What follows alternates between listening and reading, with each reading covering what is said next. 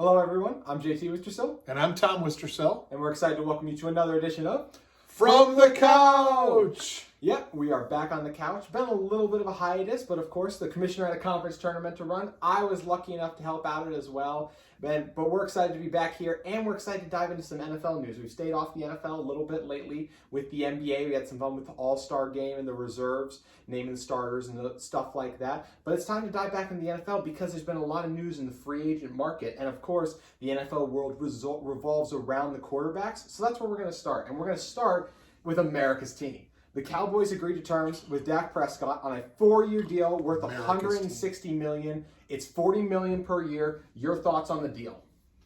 First of all, they're not America's team. Let's stop calling them that. They could call themselves that for a few years back in the early 90s. That's about it. So I think Dak Prescott's an average NFL quarterback. I don't think he's in the upper echelon. In some ways, that's who the Cowboys are. They're an average NFL franchise, and they deserve an average NFL quarterback. So, Dan Orlovsky, you're 100% correct, my friend. They're just going to be maybe slightly above average. Maybe they make the playoffs. Maybe they don't. He is not, in my mind, a Super Bowl winning quarterback. To spend that type of money, you need to be spending that on a Super Bowl caliber quarterback. I think that he did a great job leveraging their needs to get big money.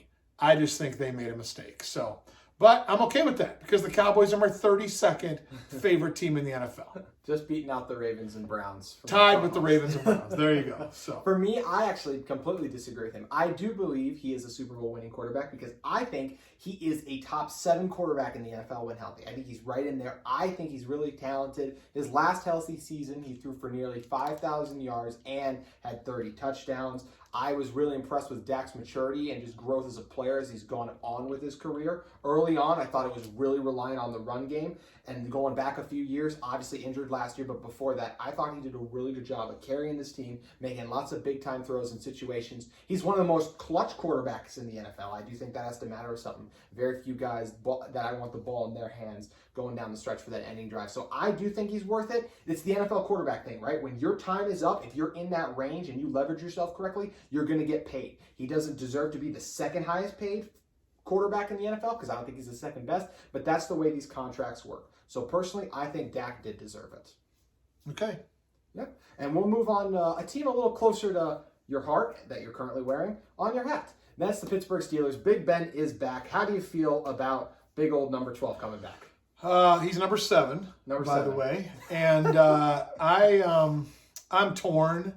I love Big Ben. I love what he's done for the Steelers. It's just the day of the non-mobile NFL quarterback is gone. Mm-hmm.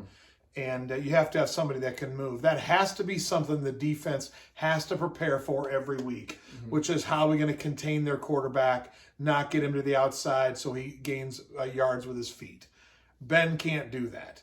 Ben is a fantastic thrower of the football. He proved again at 38 years old. He can sling the ball around. Given enough time, I think he can still throw it deep. But, again, they're just going to dink and dump.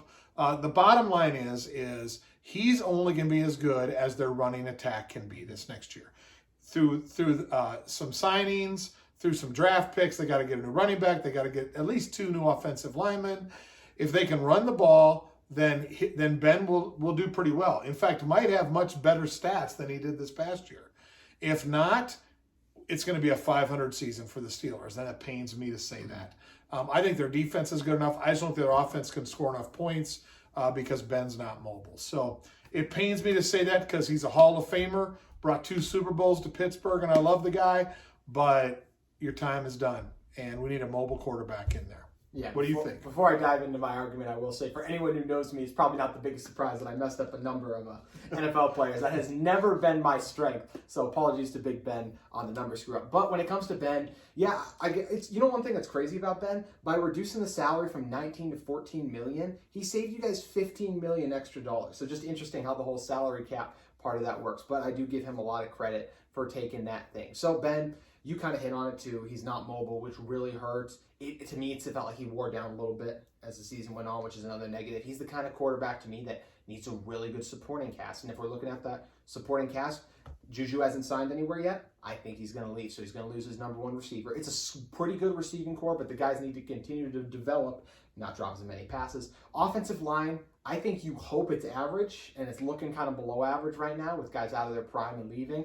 And, I mean, even if you draft a running back like Najee Harris in the first round, you still don't know how good the running game's going to be. So I think he was the best option to bring in, but unfortunately, I just don't know how good he's going to be this upcoming season, and I would just be surprised if the Steelers are in the Super Bowl with Big Ben. I know it's a tough way to judge a team, but I just don't think he's that guy anymore.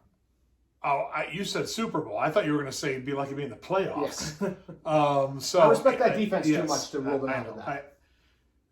I think they'll find a way to win games because that's just who they are. But like I said, I don't trust them in the playoffs if they get there. So we'll see.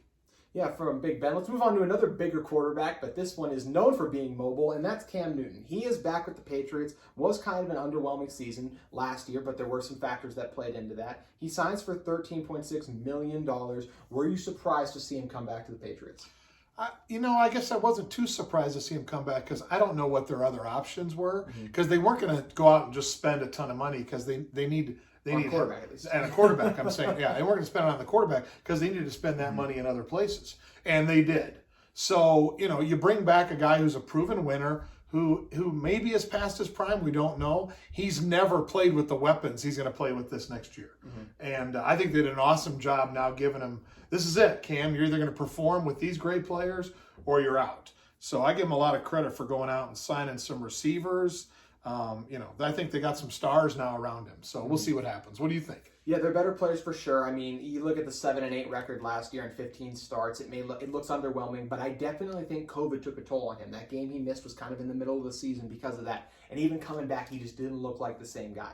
You may look at 10 interceptions to only 8 touchdowns and think that's bad, but you got to factor in the 12 rushing touchdowns as well. So I do still think Cam can be an effective player. And as I mentioned, COVID took a big toll on him. You talked about the skills guys, which I definitely think the tight ends, it's the best guys he's played with since Greg Olsen, and some of the guys on the outside, and Aguilar, and even a former Big Sky player too. You always love to see that. Yep, he's a baller. Yep. But the biggest thing for me is that offensive line, trading for Trent Brown, signing some other guys in there as well. They're going to have to bring in a guard, but bringing back David Andrews, the former center, I really like, or Ted Krass is their new center in there now. I really like the offensive line. They protect him well. McDaniels is such a good OC. And I agree with what you said. I just don't think there was a better option out there because at this point, I don't think Mac Jones is going to make it to the 15th pick where they pick, which is the guy I would have said that'd be a great move. But Mac's not going to be there. So I think this was the best option for them right now. And Cam can, and I think will be still an effective NFL quarterback. Yeah. All right. Good stuff. Right. So now let's move on to the dual quarterback system that's coming back together in New Orleans. Let's start out with Taysom because I just think that's a little more fun. 4 years, $140 million. That's $35 per year. But every year is voidable. What do you think about that whole situation, bringing him back in for such a strange contract? It's really a weird deal, and I've never seen anything like it. I give him credit for kind of betting on himself is what he's doing. He's saying, I'm so good, you're not going to end up voiding that because you're going to want me. And I give the Saints credit for saying, hey, we can't completely sell the whole ship to you, not knowing if you're a good quarterback or not. But we want to give you a chance to prove that you can play. Now, we're not going to leave you as the only quarterback on the roster, but he's so talented. And I think that for the Saints organization and for Peyton, I think it's just something fun. He's like a wizard back there. All the different things he's going to try to come up with to get those guys involved. So I think it'll be kind of fun to watch. I have no idea how it's going to end. It could be a train wreck, or it could lead to a long playoff run. Who knows in between there?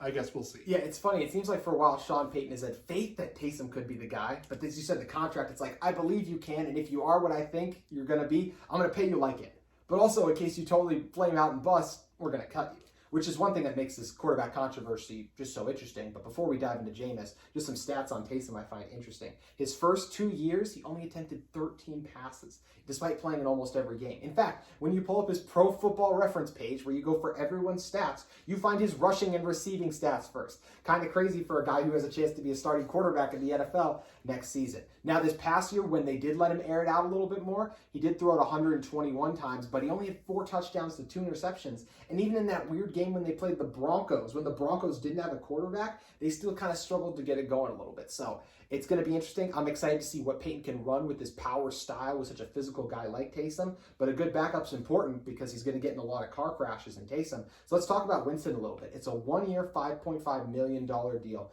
What did you think of Jameis's decision deciding to come back? I think it was smart because I think he's out there every day and in the quarterback room, and he's like, boy, they need me.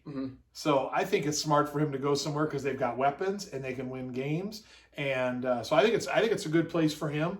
And he's going to probably, in the end, I'll be shocked if he doesn't take more snaps than Hill does at quarterback this year. Yeah, it's kind of funny with Jameis, right? He's got one of the most unique 30 for 30 stories in the NFL. And I'm not talking about the ESPN documentary. I'm talking about 2 years ago when he threw 30 touchdowns and 30 interceptions. So it's going to be really interesting.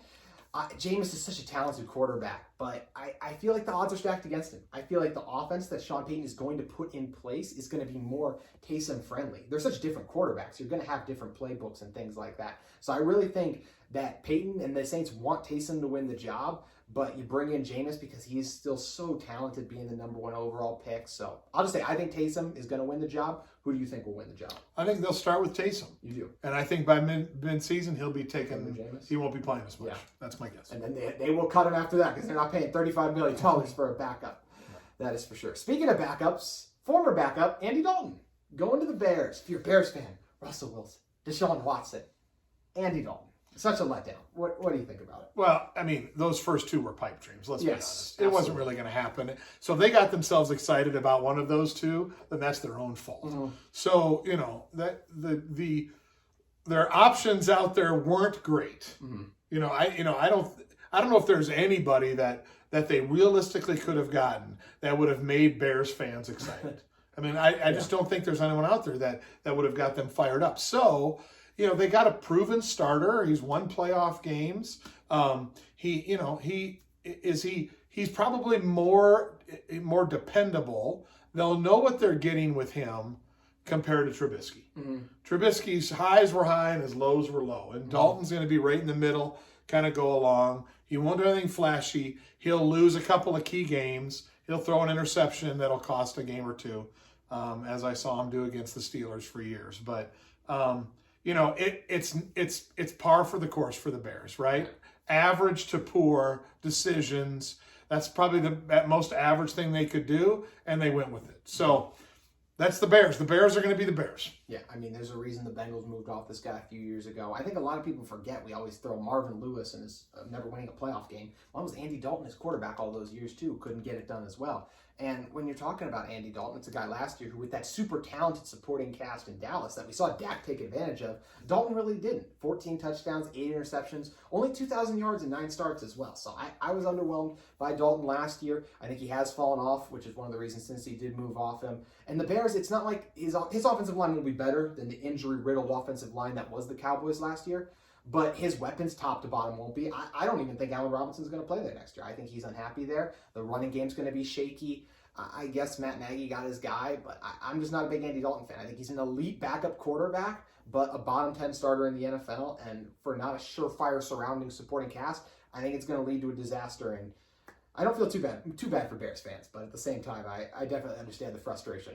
You're right. I'm with you. So that's going to do it for some quarterback talk, but we're going to talk about some other guys in free agency, spread the love around to some of the other skill position players on the offensive and defensive sides of the ball. We're not going to do teams because we're going to talk about the teams on next week's episode and talk more about winners and losers in free agency once some of the bigger dominoes fall. There's a few guys out there who have yet to pick a team. But we are going to do 3 players who are under the radar signings that we think could play big for teams this upcoming NFL season. So who's your first under the radar NFL free agent? First under the radar free agent is Gerald Everett, tight end for the Seahawks. I like it. Okay. Some people say he's not a top 10 tight end. They might be right. Here's what it does. It helps Russell Wilson out, and he needs help. He's staying in Seattle. He's going to be in Seattle. That's where he belongs. He can catch the ball. He's a good run blocker. I like him, and not many people are talking about him. I think that's a very good get for the Seahawks. I really like that one. I think obviously anyone with rust, you're going to maximize their ability. Having the safety blanket is huge. He's a guy having to split time with Tyler Higbee. We never saw what he could do as a full-time starter. I'm excited to see a guy with that kind of athleticism at the tight end spot can do when unleashed with a quarterback of Russell Wilson's caliber. So for my guy, I'm going to go with another extreme athlete, but one that plays the receiver position, and that's Curtis Samuel. That guy is just a gadget guy, a worse version of Tyreek Hill. You can use him as in motion, you move him all around the field, reverse, end arounds. He's a pretty good route runner as well. He's really grown as a receiver. Every year in the NFL, his receiving yardage has gone up. This last year, 851, but he also had 200 rushing yards, which is a lot for a wide receiver because you can only get so many of those end arounds. I think only Tyreek Hill was the other receiver with more rushing yards than he did. So the Washington football team signed him to a 3-year, $34.5 million deal, a team that outside of Terry McLaurin was desperate for wide receiver help. And I think that whatever their quarterback situation is, it's going to be weird. I'm excited to see how they maximize Samuel's skill set. He was buried behind the depth chart with some of those other guys, Robbie Anderson, DJ Moore. So I'm excited to see him unleashed in this Washington offense. And I think he's going to be a good player. Yeah, obviously Rivera knew him from Carolina, so bring him on, familiar. We'll wait and see how that plays out. So, all right, yeah. I'm going to the O-line, JT. I'm going Kyle Long. Ooh, coming out of retirement. The Chiefs signed him. They got Joe Thuney. Is that how you say his name? I believe it's Thuney. Yeah. Joe Thuney over there, paid him a ton of money. Now you bring Kyle Long in. You got to remember, you lose those tackles, right? So they're rebuilding the line there to help Patrick Mahomes. Getting Long there now. He's got to stay healthy. That's the biggest question with him, obviously. But if he's healthy, that's a big pickup for the Chiefs. Yeah, I'm really interested to see a guy that, like, you take a year off like that. Is it going to be one of those things like you step away and it's like, refresh, I come back better?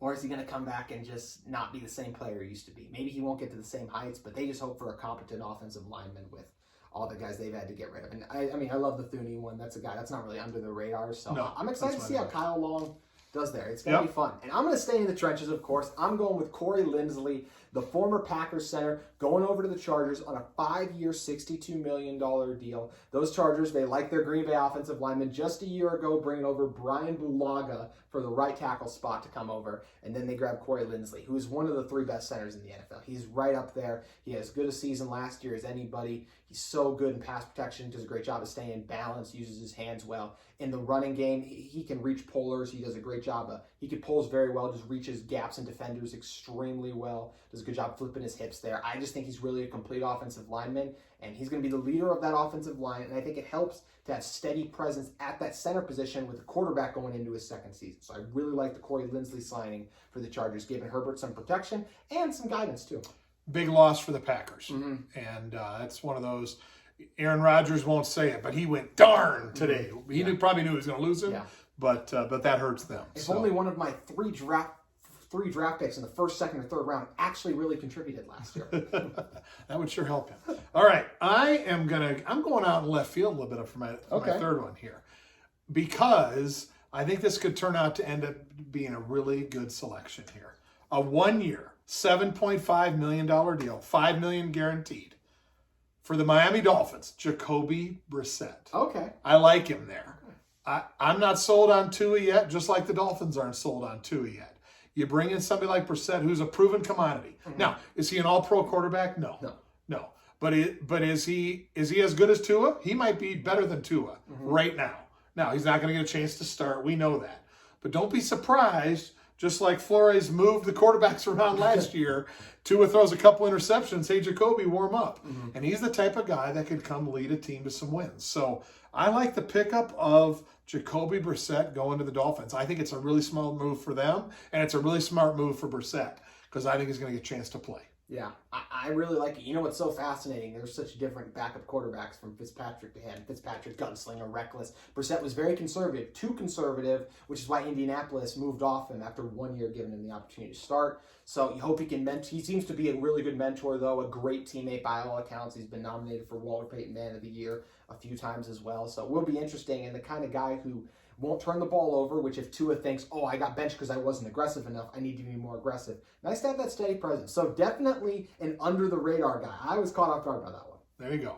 So, all right, what was your my last guy, you know, so often here, who's the most underrated player in the NFL? And for so long, it was Chandler Jones, which is always funny to me because if every single person has the same answer for who's the most underrated guy, is he really underrated? My answer is no. But this guy to me has been one of the most underrated NFL players for the past few years. Danico Autry of the Indianapolis Colts. You don't hear his name very often, but he's a very disruptive defensive end, defensive tackle. He's pretty versatile. I've always thought he's more comfortable in a 3-4 defense as one of those bigger defensive ends, and that's what he's finally going to get to do. In Indianapolis, they did run a 4-3, but in Tennessee, he's going to be more at home in that system. So what does Autry do well? He's a powerful player who also can move pretty good. He has good footwork, uses pretty good hand fighter too. Sometimes those big guys, they just go right through you, but he has that nice combination of like half edge, half defensive tackle kind of guy. So he does a good job blowing up run plays as well and can go right through guys, do some little moves to get around him to get to the quarterback. So the perfect underrated guy. Not going to be your best pass rusher, but a really nice quality number 2 guy who always makes plays.